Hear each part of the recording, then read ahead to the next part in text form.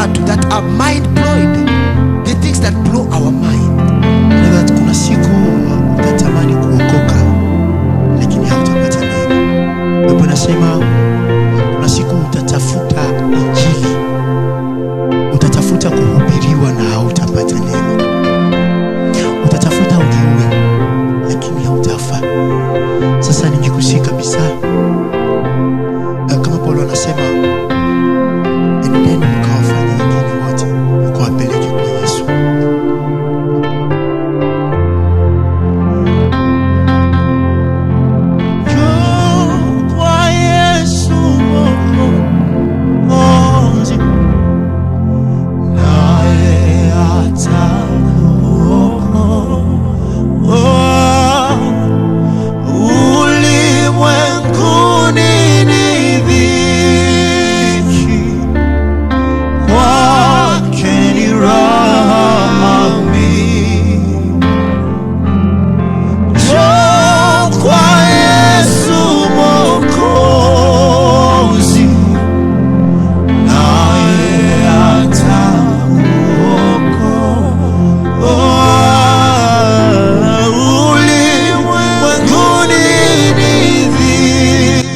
Kama hujawahi kuamini Yesu, ndio wakati sahihi ya kwako kumwamini Yesu Kristo. Maana leo ama kesho anaweza akaja. Jiandae ndugu mpendwa, fakari maisha yako, fakari maisha yako. Kama Yesu akija sasa, utakuwa wapi? Wokovu inapatikana katika Yesu pekee. Ndani yake tuna uzima, ndani yake tunaokolewa.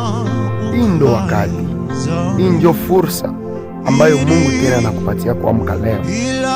Jitahidi utafakari maisha yako na umwamini Yesu, nao utapata uzima wa milele. Ameahidi ya kwamba watapata uzima wale wote waliomwamini. Hawataonja mauti, bali ni raha ya milele.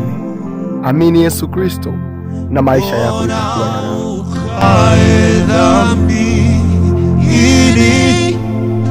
Bila uzima wangu uje upesi kwa Yesu, ili upate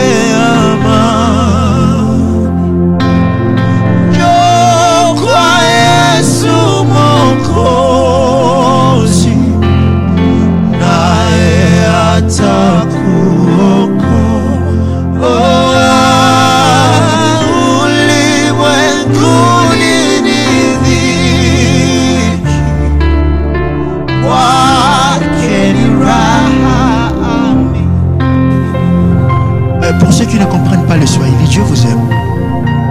Dieu t'aime. Il a donné sa vie pour toi. Il a donné sa vie pour que tu sois ressuscité. Il a dit, nous allons mourir avec lui. He said that we will die with him. Donc quand nous sommes dans le péché, nous mourrons avec lui. So when we are in sin, we are dying. Mais là, nous sommes en train de vouloir être ressuscités avec lui But we need to dans une vie resurrect éternelle. with him. Et il nous a Eternal promis life.